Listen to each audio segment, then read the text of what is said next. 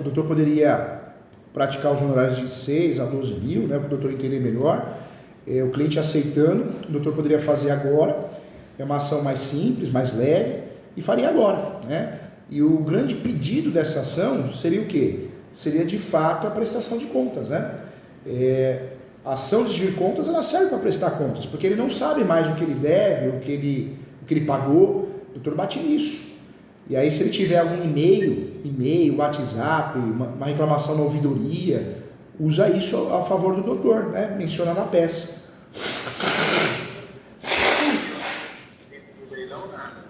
E aí o doutor, na verdade, vai trabalhar muito forte com o pedido da audiência de conciliação e mediação, né? Porque já aconteceu aqui no escritório, doutor, contra a Caixa, Itaú, Santander também. Tentamos fazer essa ação, exigir contas, e foi uma tentativa, e deu muito certo, porque o banco aceitou a proposta de acordo, ou o banco veio com uma proposta de acordo. Pode ser que não, mas acho que vale muito a pena tentar nesse momento, né? É uma ação... É uma negociação, né? Porque nós sabemos que o banco é muito grande, né, doutor? E muda de departamento, né? Isso, eu ia falar isso para o doutor. Esse está limitado. Os bancos eles terceirizam tudo e eles mudam muito de departamento. Então, você fala com um, uma hora fala com o outro, já não é mais com aquele. Isso é muito ruim, porque chega uma hora que você não sabe mais o que você deve e não sabe quanto você pagou, né? Até para fazer uma proposta de acordo fica difícil, porque você não sabe a dívida, o valor real, né? Então, essa ação, acho que ela é muito válida, porque ela ajuda numa outra ação que o doutor for propor, que nós já sabemos qual que é, mas ajuda a forçar um acordo, né? Tentar um acordo, pelo menos, né? Então, só para a gente resumir, nesse momento interessante seria essa ação que exige contas, ok? E essa ação nós vamos buscar uma renegociação. Isso aí. Eu consigo pagar os 20 pode parcela, consigo pagar 10, né? Renegocia e segue o imóvel com garantia e vamos dar continuidade talvez aí no contrato de alienação. Exatamente isso, doutor. Ou seja, como nós não temos ainda está na burocracia da convalidação da propriedade, né? Após a convalidação, aí legal, vamos brigar para não ter o leilão. Nós vamos brigar para suspender o leilão, para a virtude de uma nulidade, né? Em tutela antecipada a suspensão, mas não dá para a gente fazer isso agora, porque não dá, a não ser, né, uma estratégia advocatícia invertida. Qual que é? Faz uma tutela antecipada incidental, pedindo a suspensão do leilão. Eu não faria. E oriento o doutor a não fazer, porque eu quero o bem do doutor. Porque, infelizmente, a teoria e prática é muito diferente, né? E os juízes, não vou falar todos, mas muitos juízes, né, juíza, está aplicando a jurisdição defensiva. Então, a hora que o doutor distribui uma tutela antecipada antecedente, ou seja, o doutor tem um tempo para emendar e para trazer o pedido final, capaz do juiz ou assessora falar, não tem objeto essa ação, não tem lógica, o leilão nem foi anunciado ainda. Então, para não correr esse risco e ele ficar frustrado, gastar dinheiro com o doutor para ficar chateado, vale a pena fazer a ação café com leite, que é mais leve e pode gerar um resultado positivo, que é a ação de exigir contas. A partir do momento que ficar sabendo de fato que o imóvel está indo a leilão, porque apareceu alguém, foi notificado, né? Aí legal, já dá para trabalhar com essa ação, porque a notificação, a foto, a imagem, alguém aparecer para tirar foto ou avaliar o imóvel, pronto, já é iminência de asta pública. Então já dá para trabalhar bem. Agora, fora isso, não, né? E o valor dessa ação de exigir contas? Essa exigir contas, o valor é praticado, com base nesse contrato aqui, doutor, de 6 a 12 mil. De 6 a 12 mil. O valor da ação? Da ação. Não o honorário. Não, o valor de honorários o doutor pode cobrar. O valor da causa, na verdade, o correto é o valor do negócio. Só que o que eu oriento fazer? Coloca o valor de alçada. Pega o valor da dívida, são 3 parcelas, 4 parcelas, 5 parcelas, e coloca lá o valor total da dívida de alçada, valor da causa de alçada. Deixa claro isso. Por que a tentativa é diminuir esse valor da causa? E não usar o valor do negócio? Porque a gente diminui a taxa judiciária e o risco de sucumbência, né? Sim, exatamente. É uma estratégia já protetiva, né? Então, esse seria um caminho e a gente vai negociando. E aí os procedimentos que o credor vai fazer de leilão, eles continuam. Continua. Né? Em paralelo. Não temos como fazer nada de declaratória de nulidade, porque não nasceu ainda o procedimento do leilão, né? Ainda não convalidou a propriedade, ok? No nosso caso. Perfeito, perfeito. E, diante do contrato, que o devedor é o casal, dá para entender que tem que citar a esposa, que foi citada. E você vê como o direito ele é traiçoeiro, né? Porque se a gente é afobado e distribui uma ação de tutela antecipada incidental, ou seja, antes, né, antecedente, incidental, antecedente, que é o nome utilizado agora, pega um juiz maldoso, ele se livra da ação, ele extingue ela. Ele fala assim, peraí, a falta de pagamento não quer dizer que o banco vai mandar a lei, não. Pode ser que o banco faça uma conciliação por vontade própria, entendeu? Como é traiçoeiro o direito, né? Eu falo que é muito gostoso, a mentoria é muito legal, porque protege o nosso cliente, nos protege, porque o direito é traiçoeiro, né, doutor? É traiçoeiro. É um jogo, né? É um jogo e eles jogam do lado deles. Eles querem o quê? Eles querem se livrar das ações para bater meta no CNJ, né? A verdade é essa, né? Assinar uma dação de pagamento em hipótese alguma. Eu não assinaria, a não ser que fosse muito vantajoso para ele, né?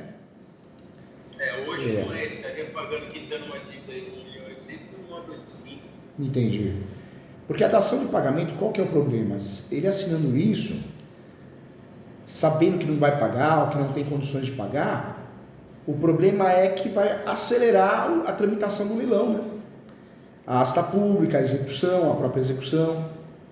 Já derruba um monte de nulidade. Derruba um monte de nulidade. Ele já está concordando. Né? Ele está concordando, então não seria muito estratégico, não. E a questão do leilão, né? Vamos pensar que nós estamos lá numa outra fase, vai chegar no leilão. Pelas regras lá, a primeira praça tem que ser o valor que eles avaliaram. Isso, o valor da avaliação. Aí na segunda praça já até 50% a menos do valor da avaliação. Não menos que 50% para não dar preço vil, né? 50%, aí tem as correções. As correções.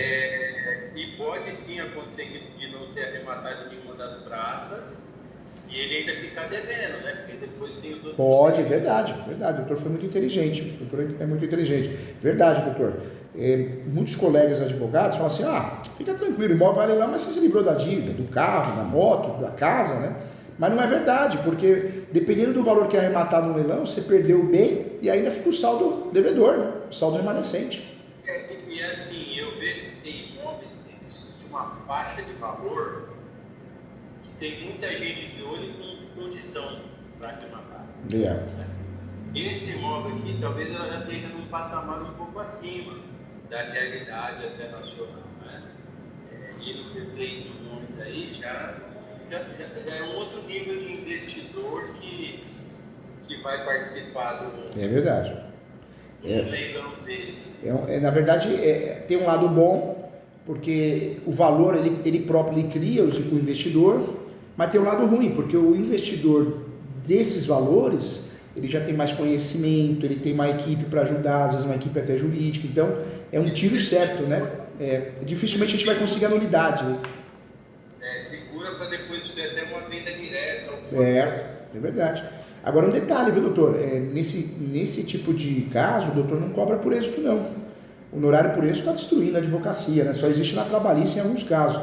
Mas na advocacia civil, que é essa que o doutor está exercendo, civil, imobiliária, nada de cobrança por êxito. Essa ação de desvio de contas é de 6 a 12 mil e a ação declaratória de nulidade, né, do ato jurídico, se o doutor for fazer, se for necessário, é uma ação que custa de 10 até 25 mil pelo valor do imóvel aqui. Sim. Então vamos lá. Uma estratégia, essa ação de exigir conta para buscar um novo parcelamento, não suspende os procedimentos de pré-leilão. Nos procedimentos de pré-leilão eu tenho que me atentar às citações. E nisso aí o professor concorda comigo que é fundamental que a esposa seja citada também? Fundamental, doutor. É uma baita tese, né?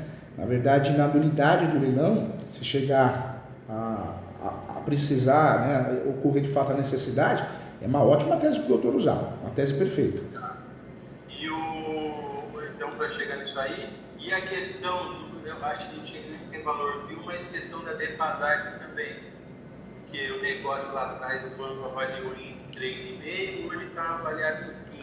Essas teses, né, tanto a falta de citação, não, a intimação, notificação, e a tese da desvalorização do imóvel, são boas teses, porque é difícil o outro lado bater.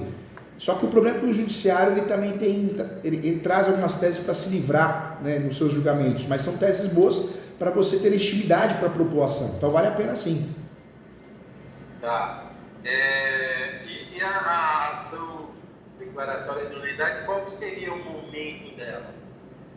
O momento da ação declaratória de nulidade do leilão, o ideal, correto, é a partir do momento que aparece no site o imóvel a ser leiloado, porque é a partir do momento que existe edital. Esse é o momento oportuno.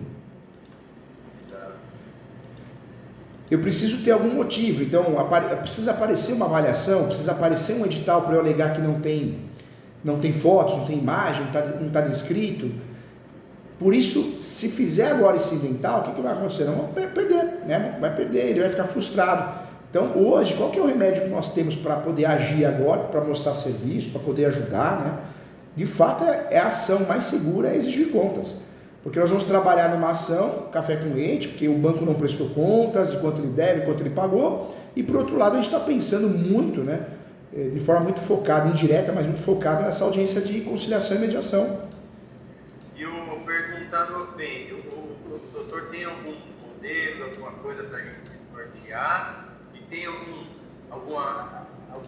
trabalho de parceria, né? Talvez não com o professor, mas com algum, sei lá, aí do escritório? Não, eu faço parceria com mentorados, com colegas, alunos, faço com muito carinho, ainda mais quando eu percebo que é do bem. Mas nesse caso, o que eu oriento o doutor fazer? Eu acho que compensa mais. O doutor faz a peça, manda para mim no WhatsApp, eu vou olhar, vou fazer algum apontamento, se o doutor me permitir, com muito carinho, respeito. E aí, se o doutor, né, fizer a distribuição e surgir um despacho confuso, alguma coisa, o doutor marca outra mentoria. Mentoria. Marca a mentoria, porque a mentoria, o que eu consigo fazer? Eu consigo corrigir a peça, ratificar, turbinar ela, ou um despacho confuso, né? Então pode marcar. A partir do momento que o doutor entender necessária a parceria, marca a mentoria, eu ajudo o doutor com muito carinho. A mentoria é o que a gente está fazendo agora. Tá, e aí a mentoria aí é por mesmo valor, a gente marca o horário? Isso, o doutor faz igual fez agora, marca o horário, se já tem a peça, manda antes, se é um despacho confuso, pode mandar antes, se é um caso recursal também, então ela funciona muito bem porque eu consigo ajudar o doutor com muito carinho a proteger, né? O doutor, somar, né? Dividir responsabilidade, viu? Se for a peça inicial também, né? Antes, também, pode fazer isso sim. Porque é interessante esse modelo de trabalho do professor, porque muitas vezes é a troca de ideia, né? Porque só você não consegue, aí muitas vezes até tem uns colegas que são da área, né? Eu tenho do parceiro nós temos um problema sério, né, doutor, no Brasil, né? Acho que no mundo, né? Mas a advocacia tem muito ego. Então, o doutor liga para um colega, né? Um colega que se formou com o doutor, às vezes o colega não sabe, e por ego ele vai te ensinar errado, te explicar errado, vai falar alguma coisa que nunca fez. Então, a mentoria é uma proteção, porque o doutor consegue atuar em várias áreas com segurança, porque eu não vou deixar o doutor perder a ação, eu vou proteger o nome do doutor, a imagem do doutor e o caso em si, né? Então, a mentoria nesse formato é muito legal, o custo é baixo, né? O doutor ajuda o professor, ajuda o escritório do professor, mas o professor consegue ajudar muito o doutor, né? Então, e muitas vezes de fora você consegue ajudar melhor, né? E é melhor às vezes com uma parceria, de fazer por aqui e dividir honorários, acaba sendo mais rentável para o doutor e mais seguro, né? E divide responsabilidade, isso que é importante, né? E aí a parceria combinaria os honorários, né? Assina o contrato e aí é a divisão. Normalmente é assim. Agora, nesse caso, eu oriento o doutor a fazer isso, faz mentoria, que eu consigo ajudar o doutor e o doutor consegue receber, porque são ações interessantes e bem cobradas, né? Você pegar a ação de exigir contas, é uma ação de 6 a 12 mil, amanhã ou depois precisando da ação declaratória de nulidade, é uma ação que a gente está falando de 10 a 25.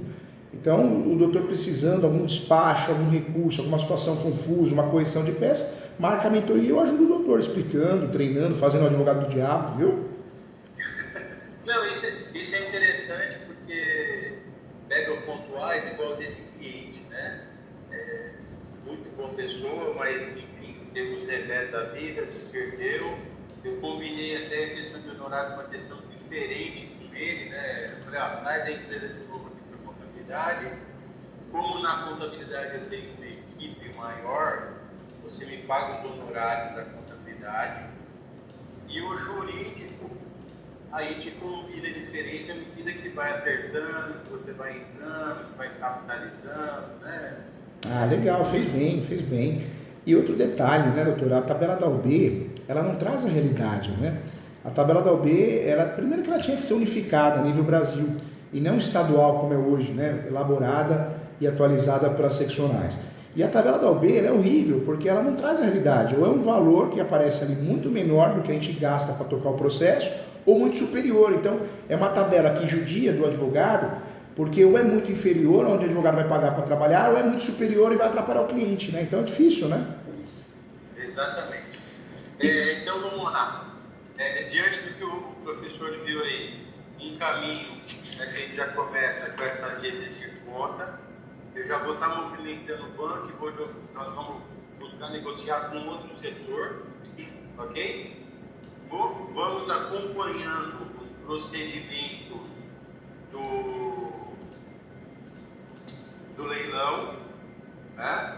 Eu vejo que tem que citar a outra parte, então é até bom criar uma dificuldade nisso aí. E desocupar o imóvel, desocupa ou não?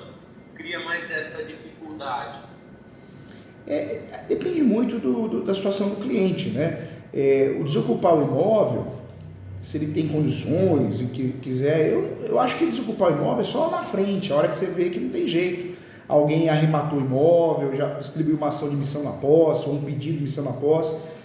Se a posse do imóvel ajuda, porque não evita o pagamento de um aluguel, evita despesa, vai ficando na posse. Quanto mais ficar, melhor. E outra, o ficar na posse, ele ajuda o lado psicológico, né, do outro lado, porque o outro lado também se preocupa, tem receio, então fica às vezes mais fácil fazer um acordo. Muitas vezes o fator do imóvel estar ocupado desmotiva o investidor de arrematar o imóvel, né? Entendi. Bom, professor, está dando nosso horário, quero agradecer imensamente, tá?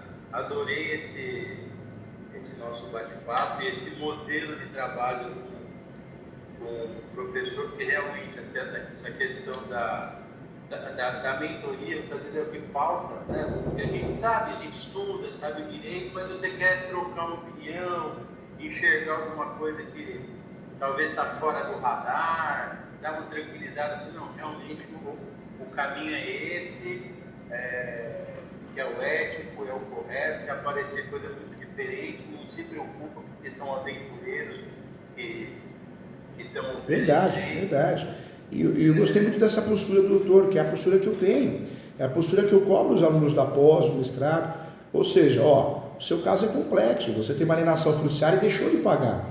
Ninguém deixa de pagar porque quer, mas deixou. Então nós não estamos numa situação normal, nós estamos numa situação de anormalidade, porque já existe a falta de pagamento. Porque é diferente ele ter procurado o doutor e falar, olha doutor, eu não estou conseguindo mais pagar, está apertado, mas eu estou pagando. Porque o doutor poderia fazer uma ação de rescisão de contrato, uma ação revisional, dependendo do caso, mas não, ele procurou o doutor já numa situação difícil, né? Já existe a falta de pagamento, então é uma situação de anormalidade, anomalia, ou seja, nessa situação específica, cabe fazer o quê? Tentar forçar um acordo, tentar fazer com que prove que eles não prestam a conta de forma correta. Nesse momento, seria a estratégia mais correta, mais adequada e menos onerosa, viu, doutor? Vou fazer isso aí, vou marcar uma reunião agora, vou marcar uma reunião com o cliente, vou passar isso para ele, né? E aí nós vamos uma cena dos próximos capítulos.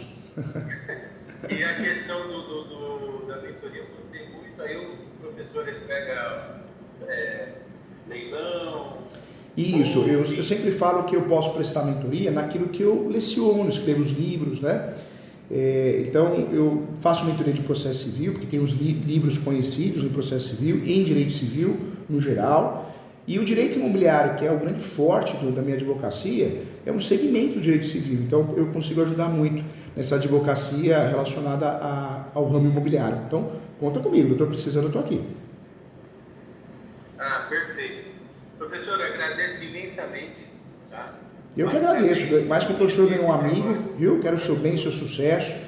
Conta comigo sempre na tua vida que você precisar. E a hora que tiver um tempinho, entra no site, o www.portal ESU, digita no Google, Portal ESU. Portal ESU, Escola Superior Universitária. Vou fazer um curso do professor. Tem muitas pós-graduações a menos de R$1.000, tem a pós de direito imobiliário, tem a pós de regularização de imóveis, de uso capião, a pós de leilões, acho que é a única no Brasil, notarial registral, direito civil e processo civil, tem a pós do Diego, o professor Diego, que é tributário e empresarial, é duas em uma, então é muito legal.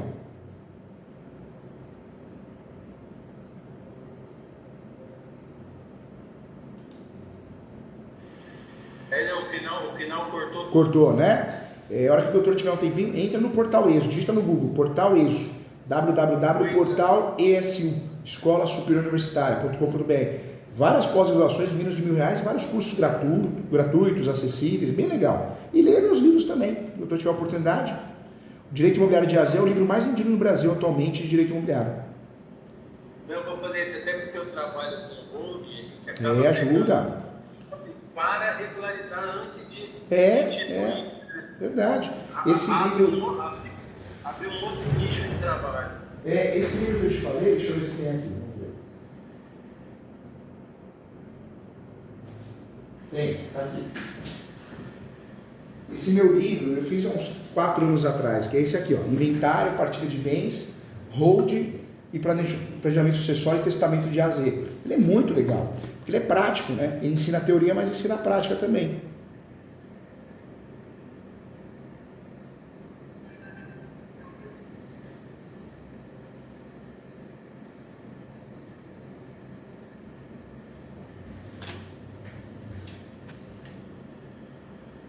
Doutor Marcelo?